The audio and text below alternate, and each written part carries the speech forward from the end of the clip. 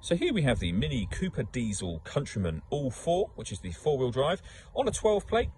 I'm going to start off by showing you around the outside of the car, and then we'll hop in and run through some controls on the inside. But from the outside, you can see it's a 5-door car with alloy wheels. Let's start off inside the boot and then work our way around the rest of the car from there. So as we approach the boot, you'll see we have reversing sensors. They were optional on this car. We've got plenty of boot space as well. We also have 3 individually folding rear seats. Those rear seats also slide forwards and backwards in 2 separate sections, either to give you more boot space or more legroom for rear passengers.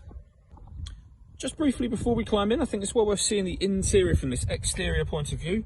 There's plenty to run through on the dashboard, so let's hop in and we'll do that right now. Okay, now that we're inside the car, we're going to start with the dials. We have the rev counter, the digital readout for the speedometer, and the total miles for this car all displayed there. You can see the total miles are 52,775, so very low mileage for the car's age. Above that information can be changed using a button on the steering wheel for various different bits of trip computer and fuel economy information. To the right hand side of that, it will show you what gear this car is currently in. We are in P for park at the moment. If I back out to the steering wheel, on the left hand side we have stereo and phone controls, and on the right hand side cruise control. They were both optional on this car. Over in the centre we have the main speedometer and the fuel gauge. We then have our music options. So we have AM and FM radio, DAB radio, CD player, auxiliary input and USB input. You can either use this dial that I'm using, or you can press the button directly beneath the item that you want to select. To pair up your phone, press the menu button, and again you can use the buttons beneath or this dial. Push that in. You can search for your phone on here, so you can pair a new phone, for example, or you can look at the various other options with regards to Bluetooth. And of course, once you've paired your phone, you'll be able to make and receive phone calls.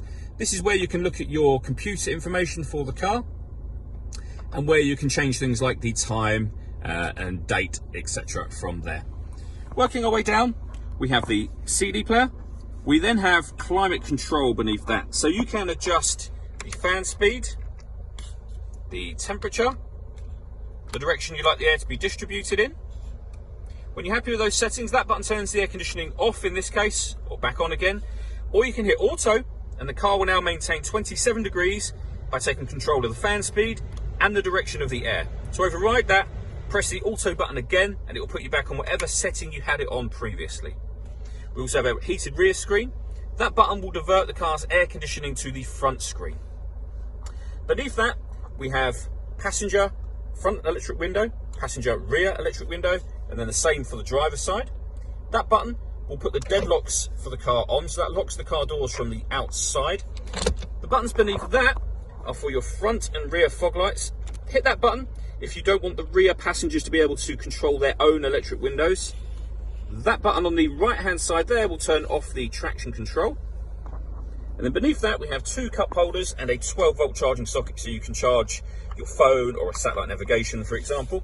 We have the gear lever for the fully automatic gearbox. Beneath that, the auxiliary and USB inputs that I mentioned a moment ago. And finally, I just wanted to run through some of the paperwork for the car. So we have the MOT certificate here. That expires on the 9th of July 2020, so loads of MOT left. We have the V5 for the car, and you can see the registration number there just matches the reg number on the car. We then have the service book, plenty of service history, all the way through until the most recent service, which was only just done on the 13th of December 2019. And then we have 2 proper remote keys as well. All that leaves me to say is thank you for taking the time to watch this video. If you'd like to come and see our car in person and have a test drive, please feel free to give me a call. I'd love to hear from you soon.